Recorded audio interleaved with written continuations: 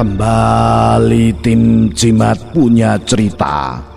Inilah kelanjutan cerita misteri bersambung Petaka Sumpah Pocong bagian yang ke-18 dengan pembawa cerita Ki Banu Asmoro. Cerita ini ditulis Abidin Ubaidillah.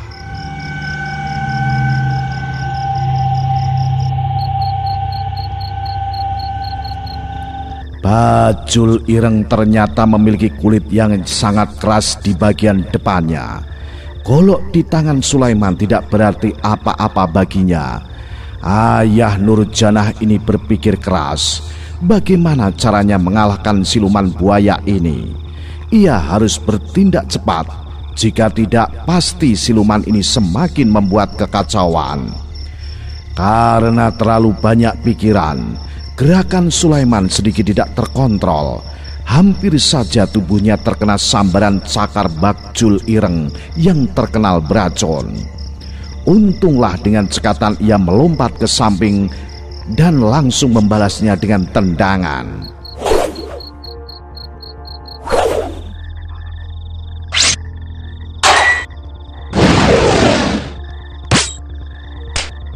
Warga yang berkumpul semakin banyak, namun tidak bisa berbuat apa-apa.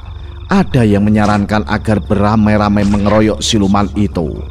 Tapi sejak tadi Sulaiman sudah meminta agar tidak ada yang ikut campur, sebab ia khawatir penduduk yang awam itu justru jadi sasaran empuk bagi siluman buaya ini.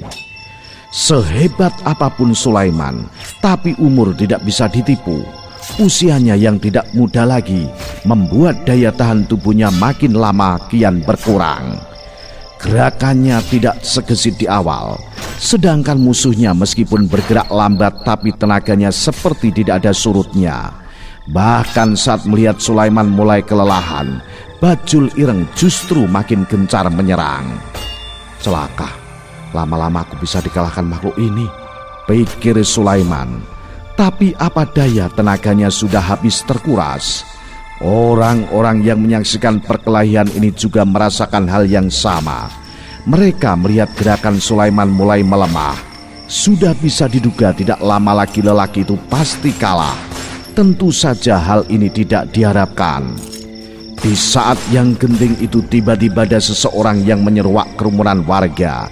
Ia langsung maju ke depan melihat perkelahian Sulaiman dan Bajul Ireng. Tentu saja kedatangannya ini membuat sebagian warga bertanya-tanya, siapa orang ini? Tapi bagi mereka yang sudah berumur lebih dari 60 tahun, samar-samar mengenalinya. Dipati telah, ujar seseorang. Yang lain pun seakan saling pandang.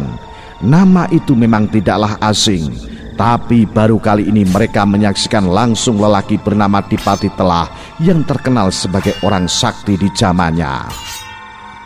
Tanpa ragu orang tua ini langsung ikut menerjunkan diri ke kancah perkelahian. Bukan main senangnya Sulaiman melihat kemunculan Dipati Telah. Semangatnya kembali berkobar. Dirinya yakin Dipati Telah pasti mengetahui kelemahan siluman buaya ini. Bajul Ireng justru marah melihat kehadiran orang lain yang ikut campur urusannya dengan Sulaiman. Dengan marah ia menyerang Dipati Telah. Orang tua itu hanya melayaninya dengan tangan kosong. Meskipun begitu Sulaiman tidak tinggal diam. Dia terus menyerang Bajul Ireng bersama Dipati Telah. Kelemahan Bajul Ireng ada pada lidahnya. Kita harus bisa menyerang moncongnya dan menarik lidah siluman ini, baru kemudian memotongnya, ujar Dipati Telah. Sulaiman mengangguk. Kini dia tahu kelemahan siluman buaya yang ternyata bernama Bajul Ireng. Tapi tentu bukan pekerjaan mudah untuk menarik lidah siluman itu. Mendekatinya saja sangat sulit. Haji Yusuf pun tak lama kemudian tiba juga di tempat itu. Semula ia mendapat berita Sulaiman sedang bertempur dengan buaya siluman seorang diri. Tapi saat melihat ada Dipati Telah bersamanya, orang tua ini bisa bernapas lega. Setidaknya mengetahui kemampuan Dipati Telah. Siapkan tali yang sangat kuat. Haji Yusuf meminta agar dicarikan tali yang kuat, mungkin untuk mengikat siluman buaya ini. Teruslah membuatnya sibuk. Nanti kita tangkap siluman itu bersama-sama, ucap Haji Yusuf dengan sedikit berteriak. Sulaiman mengangguk. Ia gembira melihat kedatangan orang tua itu. Kini semangatnya yang tadi hampir hilang justru makin membara. Dipati Telah hanya tersenyum. Ia yakin meskipun banyak warga yang membantu, tapi taktik yang ia miliki jauh lebih menguntungkan. Akan aku pancing agar siluman ini terus menyerangku. Jika ada kesempatan segera kau sergap moncongnya dari arah samping, bisik Dipati Telah. Sulaiman paham dengan taktik itu. Ia pun mulai mengatur jarak yang pas untuk melaksanakan tugasnya. Sementara Dipati Telah terus menggempur Bajul Ireng tiada henti. Warga yang mencari tali pun sudah kembali. Haji Yusuf meminta orang-orang yang memiliki tenaga kuat segera bersiap-siap. Mereka akan menyergap Bajul Ireng dan menangkapnya. Tentu saja ini bukan perkara mudah. Bajul Ireng sudah tahu rencana orang-orang itu. Dengan cepat ekornya mengibas ke sana kemari. Beberapa orang yang semula mendekat langsung kocar-kacir takut terkena sabetan ekor siluman buaya. Lekas menyingkir, ini bisa membahayakan kalian, teriak Dipati Telah. Ia tahu maksud baik para warga itu, tapi mereka tidak tahu bagaimana cara yang tepat. Salah-salah justru membahayakan nyawa sendiri. Dipati Telah terus merangsek maju dan gencar menyerang Bajul Ireng. Meskipun ia sendiri beberapa kali hampir terkena sambaran cakar Bajul Ireng, tapi orang tua ini bukanlah manusia sembarangan. Ia sudah berpengalaman menghadapi pertempuran seperti ini.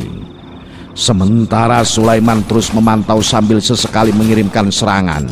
Ia sedang mencari peluang untuk menyergap moncong Bajul Ireng. Dan akhirnya kesempatan itu datang juga. Saat Dipati Telah berhasil menarik keduanya tangan siluman buaya itu sehingga Bajul Ireng terdorong ke depan. Dengan sigap Sulaiman melompat dan memeluk kuat-kuat moncong Bajul Ireng. Makhluk ini pun terjatuh ke tanah bersama Sulaiman. Cepat, mana tali? Teriak Dipati Telah. Orang-orang yang membawa tali langsung mendekat. Dipati Telah justru meraih tali dari mereka. Kemudian dengan cepat ia mengikat kedua tangan Bajul Ireng. Siluman ini menggelepar. Tapi pelukan Sulaiman di moncongnya sangat kuat. Bahkan makhluk ini tidak berdaya saat kakinya pun diikat.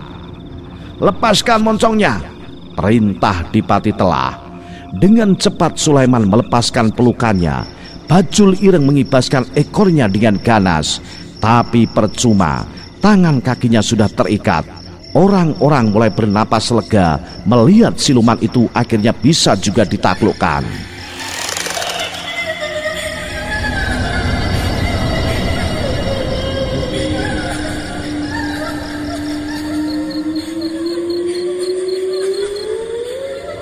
Cepat kau potong lidahnya, kembali Dipati Telah memberikan perintah. Sambil berkata demikian orang tua ini maju dan meraih moncong Bajul Ireng. Siluman itu meronta, seakan ia tahu apa yang akan dilakukan orang-orang itu terhadap dirinya. Usaha Dipati Telah tidak terlalu sulit. Dia segera bisa menguasai moncong Bajul Ireng dan membuka mulut siluman itu dengan paksa.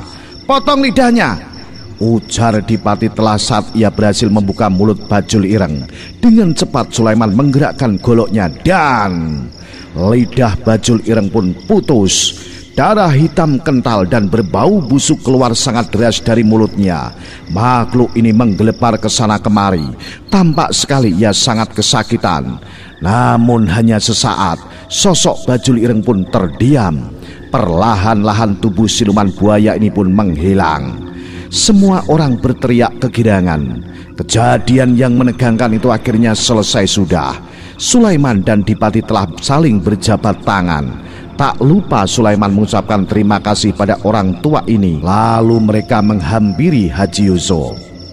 Alhamdulillah, akhirnya setan itu bisa dikalahkan, ujar Haji Yusuf. Ia menyambut Sulaiman dan Dipati Telah dalam pelukan. Pada Dipati Telah sedikit ia berujar, syukurlah masih bisa datang kemari dan bertindak cepat. Tubuh ini sudah tua, Ji. Gerakannya pun lambat. Makanya tubuh renta hanya berdiam diri di rumah, ujar Dipati Telah merendah. Keduanya pun tertawa. Nurjanah pun segera menghampiri ayahnya. Gadis itu memeluk sang ayah dengan sukacita, luapan kegembiraan melihat ayahnya selamat dari bahaya. Sulaiman mengajak orang-orang itu ke rumahnya. Beberapa orang warga ikut naik ke atas rumah, sementara yang lain masih berkumpul di halaman rumah dan masih membicarakan kejadian yang baru saja terjadi. Nurjanah dan ibunya sibuk di dapur mempersiapkan jamuan seadanya untuk para tamu yang datang. Sedangkan Sulaiman mulai berbincang-bincang dengan Dipati Telah dan Haji Yusuf. "Siapa baju lireng itu, Ki?" tanya Sulaiman penasaran. Ia heran siapa lagi yang berniat jahat pada dirinya dan keluarganya. Dipati Telah menarik napas sejenak sebelum menjawab, kemudian dia berkata, "Baju lireng adalah siluman milik Nyi Kantil Ireng. Sepertinya Nyi Darmi masih gentayangan di kampung kita ini." Sulaiman menggeram marah. Ia menyesal tidak menyelesaikan wanita tua itu. "Tentunya Nyai Darmi ada yang menyuruhnya," sambung Dipati Telah. Sulaiman mengernyit heran. Siapa lagi kali ini yang menyuruh dukun wanita itu? Bukankah Sarifah sudah tidak ada lagi dan Hasan sudah bertobat dari kejahatannya? "Aku tahu apa yang kau pikirkan, Sulaiman." Kali ini Haji Yusuf yang berbicara. "Hati manusia itu mudah sekali terhasut. Orang yang katanya sudah bertobat dan insaf bisa saja kembali berbuat jahat." "Jadi maksudnya ini semua adalah ulah si Hasan?" Haji Yusuf mengangguk. Berat baginya untuk mengatakan hal ini. Tapi bagaimanapun juga kejahatan harus diungkapkan. Apalagi kejahatan itu bisa menyebabkan hilangnya nyawa manusia. "Kurang ajar, orang seperti itu tidak bisa dimaafkan. Kita akan ke rumahnya sekarang. Dia harus bertanggung jawab. Bila perlu kita usir dia dari kampung ini," teriak seorang warga.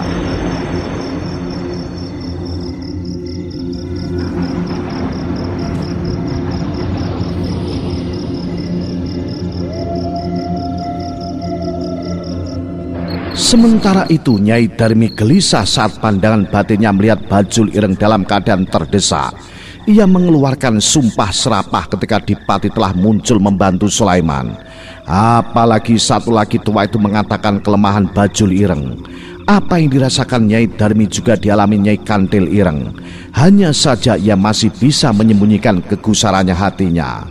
"Setan, ada saja halangan untuk membunuh mereka." Hasan dan Rusmala saling pandang.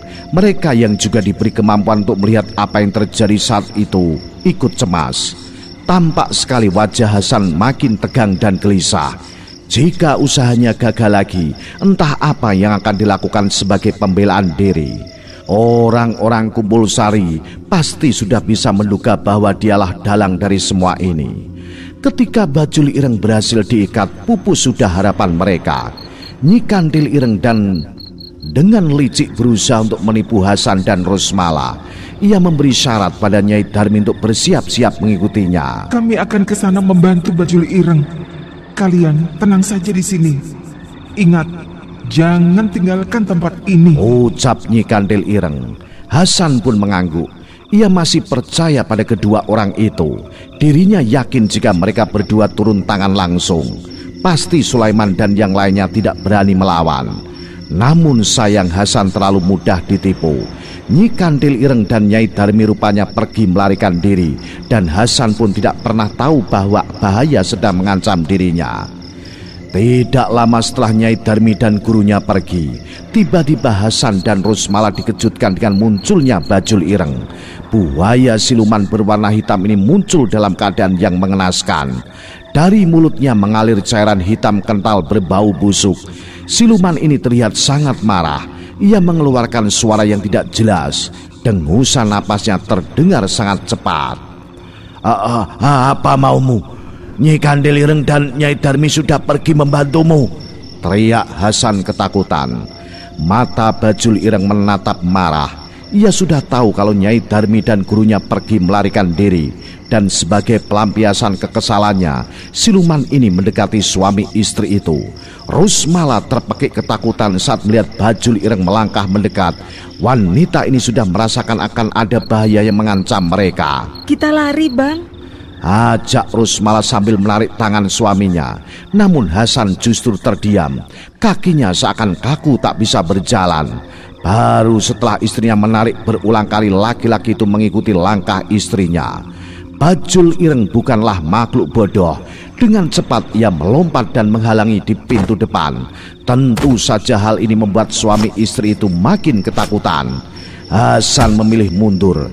Kini justru ia yang menarik tangan Rusmala. Pria ini teringat ada pedang panjang yang tergantung di dinding ruangan itu. Dengan cepat ia melompat dan meraihnya. Meskipun ia sadar dengan kemampuannya, tapi paling tidak ia masih bisa melakukan perlawanan dan bukan mati konyol.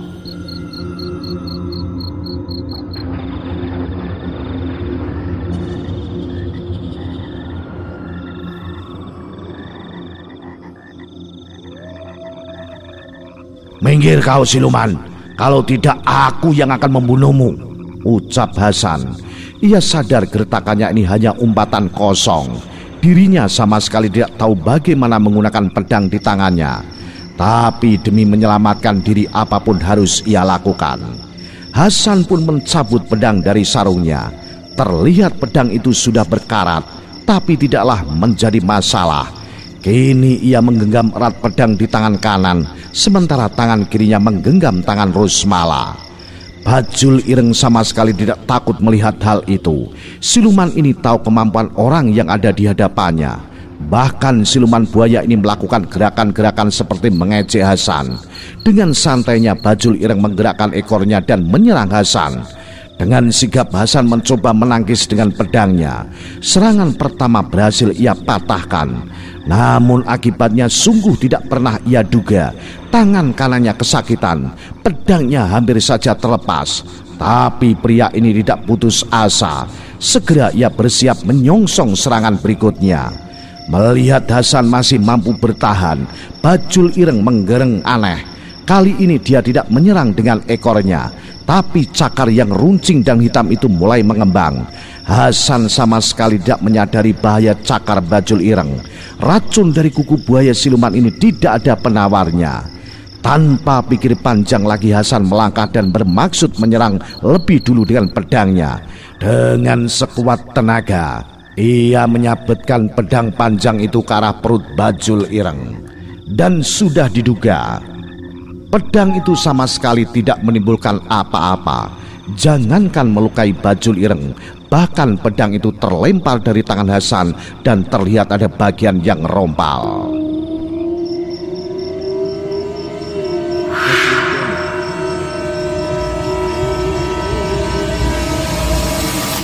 Meskipun sudah tahu yang dihadapinya adalah siluman, tapi melihat keadaan yang terjadi pada dirinya tak ayal membuat Hasan kaget bukan kepalang.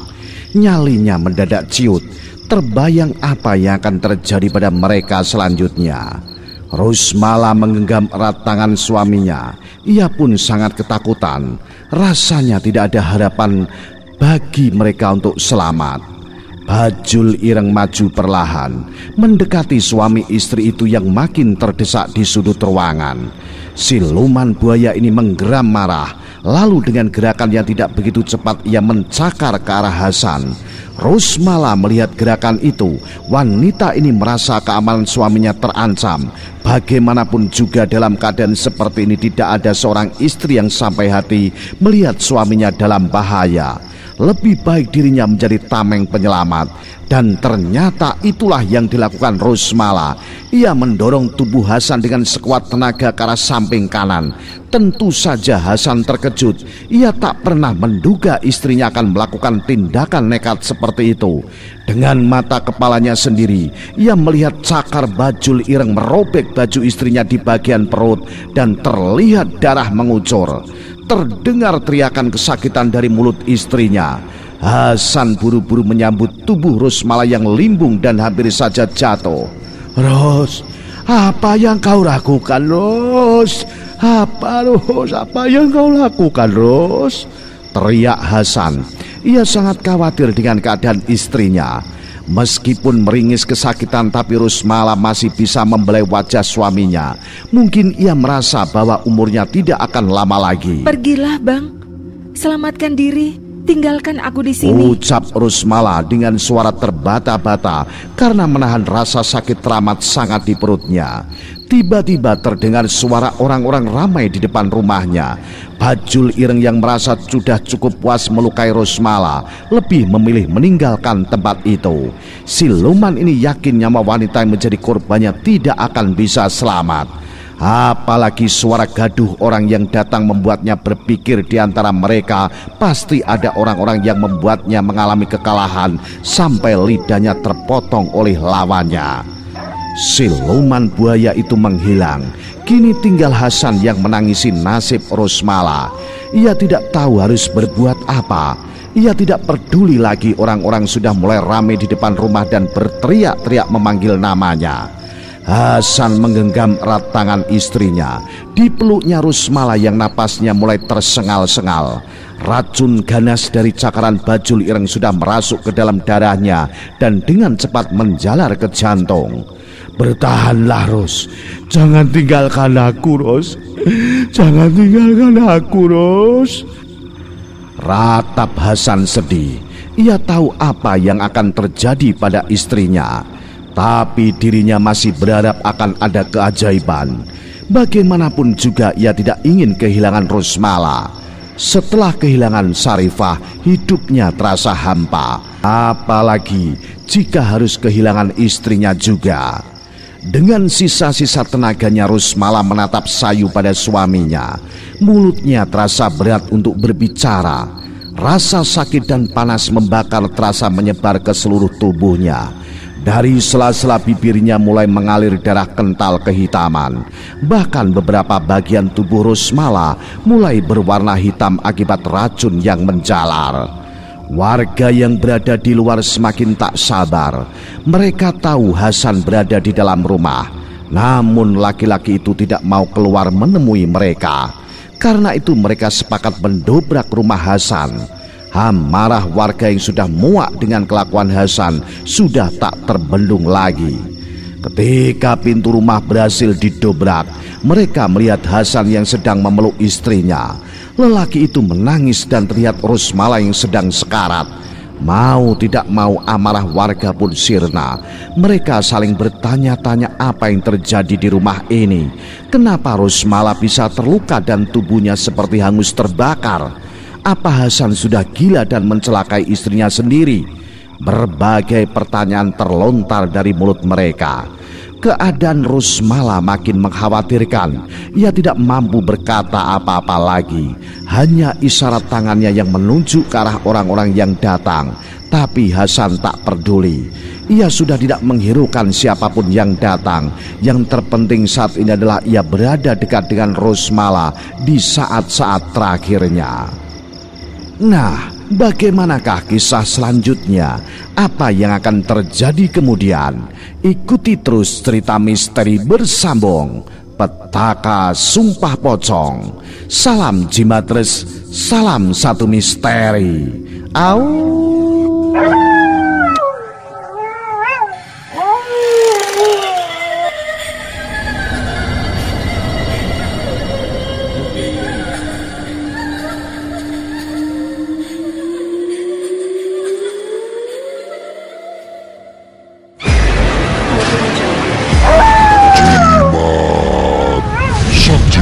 Malam Jumat